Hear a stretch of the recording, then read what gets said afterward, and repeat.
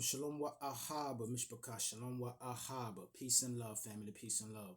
I want to say shalom to the whole house of Israel, all 12 tribes scattered throughout the four corners of the earth, to wherever we've been driven to the lands of our captivity. I would also like to say shalom to the sojourners, the Gentiles, and the foreigners, and all those who give thanks, honor, and praises to the Elohim, or God of the Bible, and his only begotten Son, Yahushua HaMashiach, to whom many of you refer to as Christ.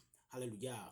Miss Picard, today I want to talk about the Gullah Geechee Cowboy and how it is an American story. See, when a lot of people see, the descendants of the Gullah Geechee out here rocking they straw hat Stetsons and you know what I mean, why guns of choice may be 7-shot revolvers, and why many of us tend to take to country music nowadays more than the hip hop that we grew up on, because when we have a certain paradigm shift and change within our mind, we start tapping into other parts of our culture, other parts of our history, and other parts of our genetic DNA. And these things are beginning to awaken within us in this time of awakening. And I just want to share some stuff with you as to when you see the descendants of the Gullah Geechee Cowboys, tap into their culture. Don't think that these brothers are out here trying to be like John Wayne. You know what I'm saying? I ain't got no disrespect to John Wayne because John Wayne and Bass Reeves, you know what I mean? Or I won't say John Wayne because that's an actor. Men that John Wayne were portraying, you know what I mean, as well as men like Bass Reeves, who was the first so-called black or African American U.S. Marshal, and how many of both of our ancestors, both so-called white and black, had a hand at conquering the West and have a foundation in what became known as cowboy culture. Now I'm gonna share some stuff with you all today from a book that is a very good read for those of us who are searching out history. I'm gonna read a little something out of this, excuse me for the light or whatever.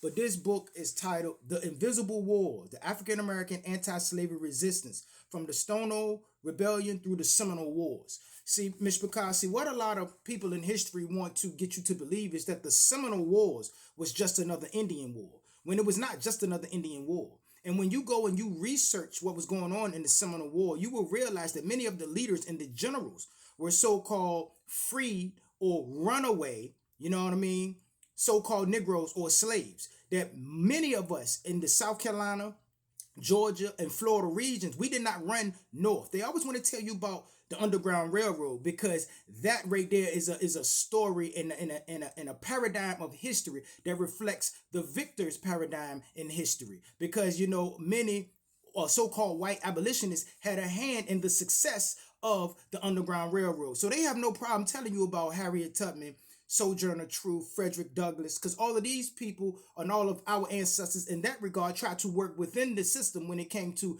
freeing our people and earning the equal rights up under the United States Constitution. See what I'm saying? But they never tell you about our brothers and sisters that ran south, because our brothers and sisters that ran south, they fought back. You understand me? You understand that, Mr. Picard? And many people who tell us about history, they are uncomfortable with the idea that the Gullah Geechee Cowboys fought back, and they fought back hard in what should be called the Gullah Wars and not the Seminole Wars. See what I'm saying? We were not just a group of runaway slaves finding refuge within the so-called Seminole nations. You see what I'm saying? That's why they don't tell you about the nations or the tribes that were a part of the Seminole nations, because they don't want history to reveal how they were our allies and we lived amongst them. You understand that, Miss Picard? But we were some of the first so-called cowboys. Any of us that know about South Carolina, my family come from my mother's side of my family, the maternal side of my family, come from the lowland South Carolina. They call, because of their connection to rice and things of that nature, when they moved to Virginia, many people call them Geechees. Hell, my mother used to think that they were joking on her. Back when she was a young girl, you call her a Geechee you want to, she might punch you in the mouth. You see what I'm saying, Mr. Picard? We had no idea that this is actually a compliment. You see, but the Gullah Geechee Cowboys, these were some of the first so-called cowboys. You understand that, Mr. Picard? And if you know anything about South Carolina, especially Charleston, South Carolina, and many places like that, you will know that won't nobody walk around calling no white man no boy. You understand that, Mr. Picard? It was damn near illegal for a white man to even be seen on scaffold on a working. let alone calling a white man a boy. So these are things that you gotta ask when you say cowboy. You understand that, Mr. Picard? I ain't got nothing against my so-called white brothers and sisters who out there living that tractor life and living that cowboy life. You understand that, Mr. Picard? But it's a reason why the Andalusian marsh tacky was one of the favorite horses of the southern so-called black man and the black cowboy. Andalusia. When you understand the history of Andalusia and know that that was the so-called black kingdom in Spain and Portugal. And many of those people, when the Roman Catholic Church were trying to exterminate the so-called black Jews in Spain and Portugal, many of them ran to Africa and many ran to the New World. You see what I'm saying, Mr. Picard? And got in with some of the tribes that were already here, like the Yemisi, the Hichiti, the Muskegee. You understand that, Mr. Picard?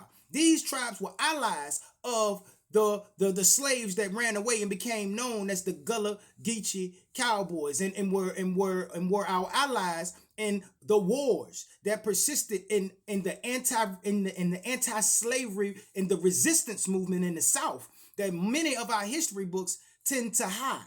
But let's just look at some of the history. It's a chapter in this book called "'Twas a Negro Who Taught Them." That's a chapter in this book. "'Twas a Negro that taught them." Now listen to this. It says Africans, however, had no such disdain for open grazing, and many of the captured Africans entered South Carolina after 1670 may have had experience in tending large herds. Come down a little bit and say people from the Gambia region, that's West Africa, the area for which South Carolina slave dealers expressed a steady preference, were expert horsemen and herders, cowboys. You understand that, Mr. Picard? It says as early as 1670s, there is evidence of absentee investors relying upon Africans to develop herds of cattle in Carolina. Absentee mean they was living in Charleston, owned land out in the Low Country, and had brothers that looked like myself tending to the herds. It says even the Anglo-Carolinian owner lived within the province. The care of his livestock often fell to an African. Mishpachah. You understand that? It says, here's an example. When Dennis O'Mahony sold a 50-acre tract to a new colonist arrived in the 1680s, the property contained, besides the Indians who still inhabited it, 4 calves, 3 steers, 5 sows, 1 bull, and an African who took care of these animals. Mishpachah.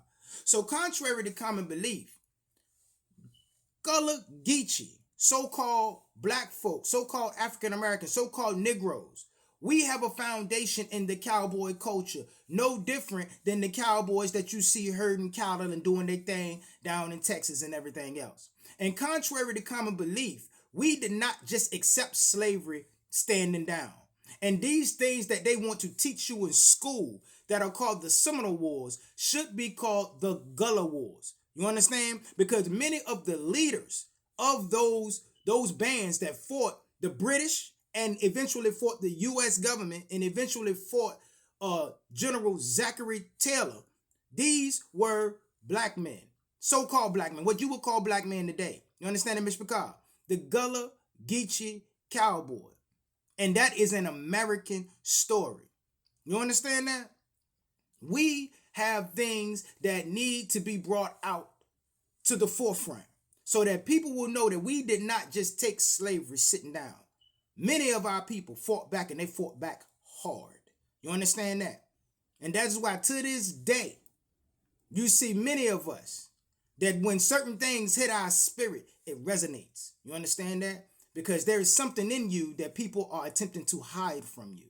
And never think that your people just took slavery laying down and we just accepted slavery. Because we know down here in the South, the Gullah Geechee Cowboys, we fought back hard on the back of them Andalusian march tackies.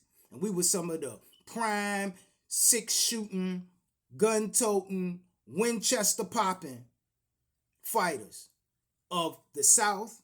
And we had a huge hand in moving west. Because many of our people are the people that helped settle the Arkansas region as well as Oklahoma.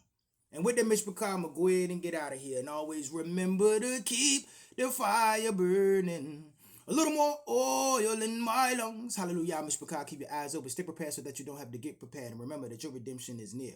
Until we meet again, Mishpachah. Kumar, Yisrael. Kam, Yasha'al. Rise, Israel. Shalom, Shalom. Salam, Mishpachah. Hallelujah.